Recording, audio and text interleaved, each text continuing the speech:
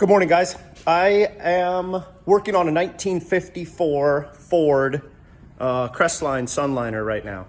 I've been posting some things up about going through the car and getting it built. We bought this car at auction in November. We brought it in the shop about a week ago and started putting it together. We had to take two and make them into one, but I'm getting a lot of inquiries on how to build the air ride for it. What I'm about to show you will pretty much work for any car because we built everything for it. We built the bag bracket. We bought the 4-link, but it's a barely universal 4-link and it's so cheap you wouldn't want to make it yourself. So I'm going to run through and show you just how we bagged this car.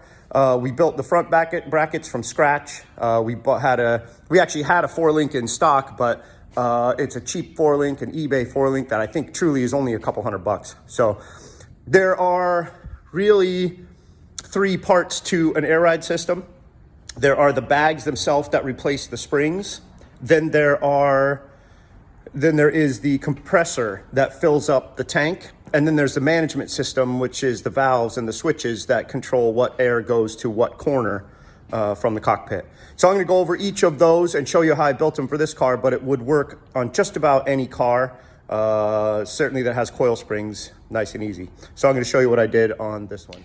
So I'm gonna start in the front of the car with getting the brackets built and replacing the coil springs with the airbag and the brackets. And what that does is take up all the space where the coil spring used to be. We use a piece of pipe that's the same diameter as the coil spring to go in the top pocket. Then you put the airbag in, and then sometimes you need a small piece on the bottom and sometimes you don't. I'm gonna also walk you through how to measure that. So first I'll show you here, I have the bags installed already. Now this is a car we're working on, so everything you see is not ready to go. You're gonna see a loose bolt, stuff that's not painted, but this is the best way for me to show you how the air ride is working. So I'll start in the front here and show you what we do to measure and get the bag brackets built and installed. So here are the bags installed inside the cup. That gives you an idea of what they look like. I use Slam Specialties bags because they don't increase in diameter when they blow up. They go in height, but not in diameter. So you can see what I had to do here was open up the spring pocket where the coil spring used to be to make sure that nothing rubs on the airbag. If you can get your airbag to sit there with nothing to rub on it, it'll last you a lifetime. I mean, there is rarely anything that goes wrong if you can get that done. If you look way up inside there, that's where you'll see the piece of pipe.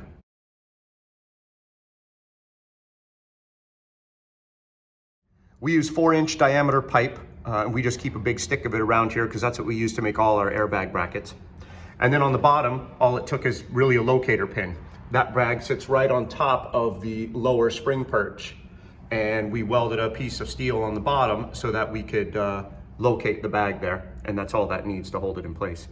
So when you're doing these, the measurement can be different on every car.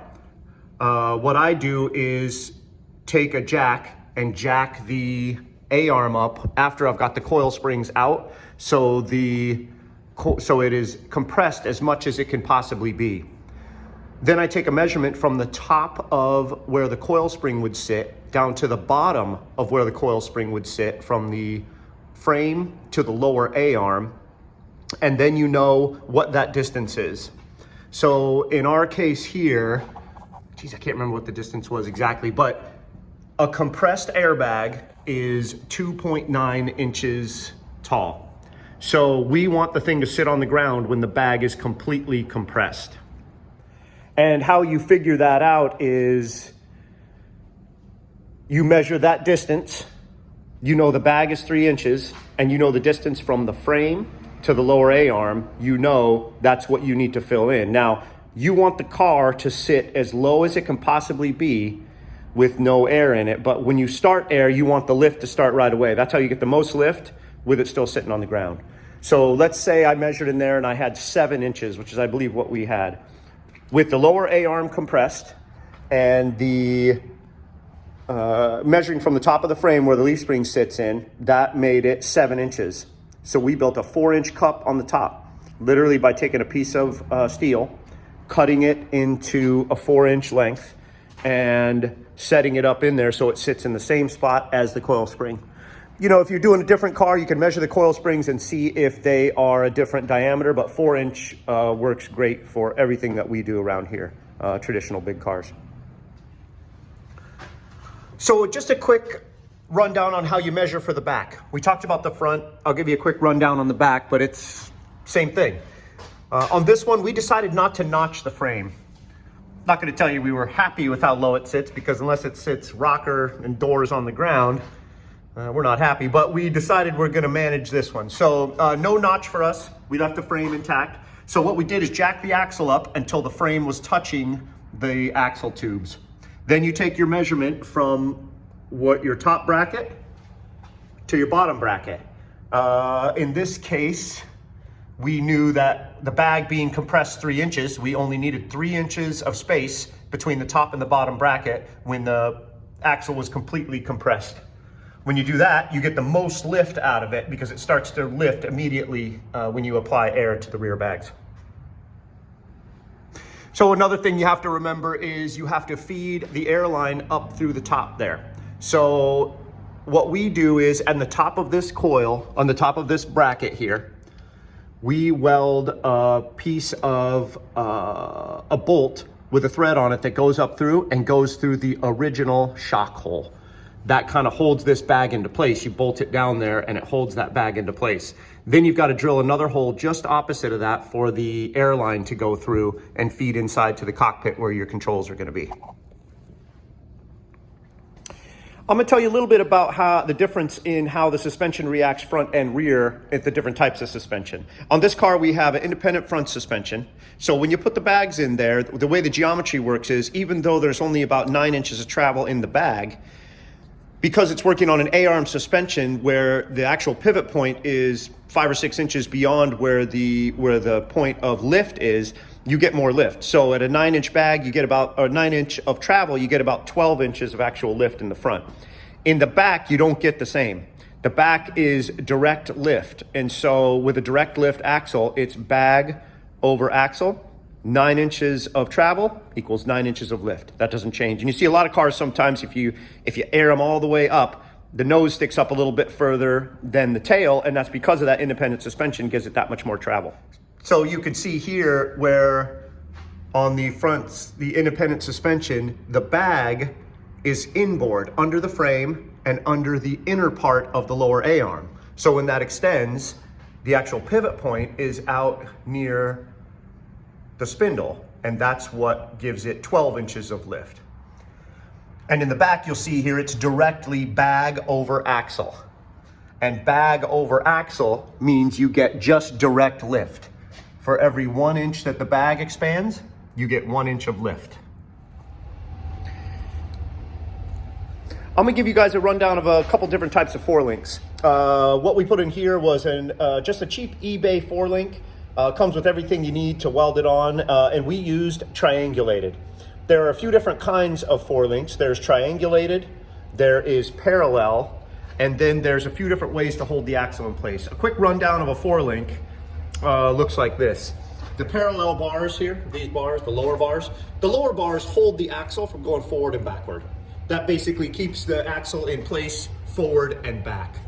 The upper bars keep the axle from going side to side. So the upper bars keep it going side to side. Now, that's how it does it. That's how it works with a triangulated 4-link.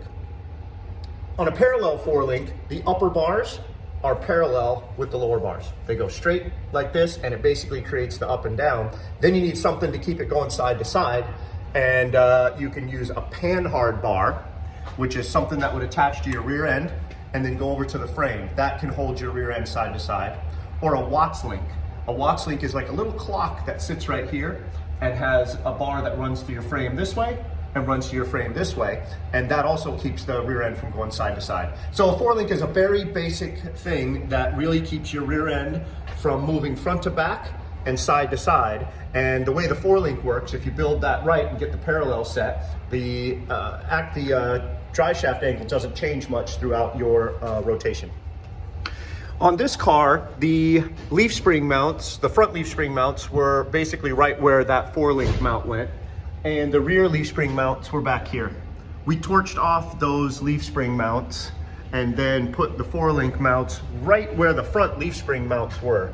That was dictated by how long the bars were in the kit. You can move those front or back, and the more travel you want, you got to have a longer bar there. We don't need much travel in a small car like this, so these small bars were perfect for us. So now I'm going to give you a quick rundown of how we set up a 4-link in an air ride car. You'll get a lot of different guys tell you different things about building a race car or an air ride car, or how much travel you want. For us, we do it fairly simple because we don't need the car to twist in any different way. We really just need travel. So what we do is we set the car at what we figure is ride height. Here at Rust Free, ride height for us is half of the stroke. So if the car sits down on the ground and we get 9 inches of lift, we go at about 4 or 4.5 inches, and we set the rear bars to parallel. So once you get it about ride height, that 4 or 4.5 inches, this bar should be parallel, which is not right now, with that bar, and then that bracket in the back should be perpendicular to those. That's what'll help keep the drive shaft angle right as it goes through its travel. And you do that same thing, whether it's parallel, triangulated, or has a Watts link. That part is set up all the same. All right, I'm gonna show you the type of controls that we decided to use in this car, and then explain the different controls that are available. We went with a manual valve body. No electronics at all to control it. It is completely mechanical, all machined valves that work, oh, a little air in there. All machined valves that work off of rocker switches and mechanical springs and valves. We are a simple shop here, so we prefer that kind of stuff. We like very easy. I don't run gauges. I can feel where the car is just by how it rides, how it steers. So I keep it very, very simple. We also like to try to integrate our controls into some part of the car that's original. It kind of hides the controls the best you can and keeps the car looking as traditional as possible. On some cars, we take the stereos and convert the buttons over to run the air ride. With that, you need to run electric valves. On this one, what we did is cut the plate down, and I took the radio knobs off of the factory radio, drilled them out, and made them the knobs.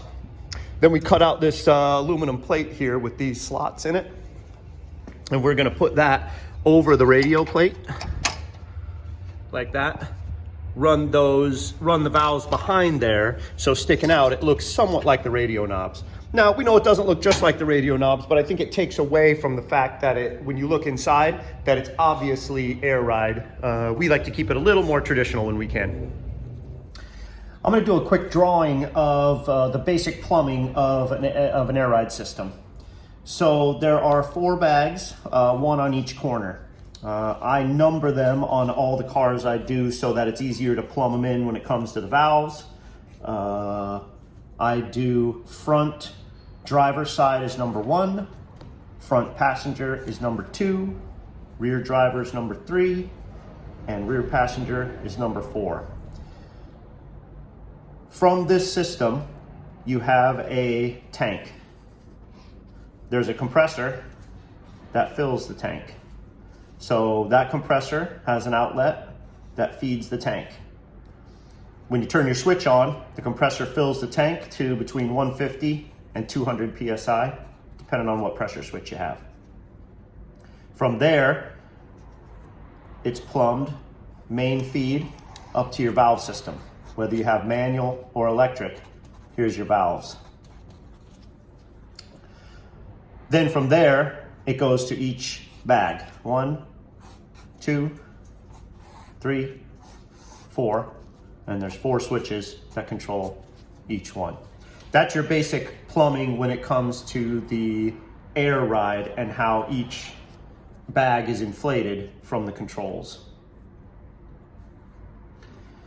When it comes to the electric part of it, it goes like this. You got your compressor, your tank, bag 1, 2, 3, 4.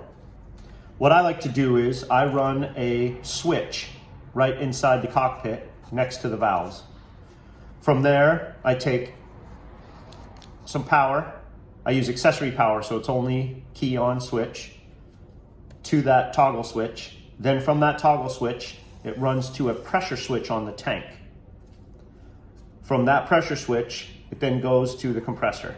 So what happens is, when you turn your compressor on with your switch here, the compressor comes on and starts to fill the tank. Once that tank reaches whatever your pressure switch is, between 150 and 200 PSI, that will shut off. It shuts off because the pressure switch sends the signal to the relay for the compressor, telling it to shut off once it hits pressure. And then when it drops down, you know, between 100 and 125, it'll kick back on again and fill up your tank.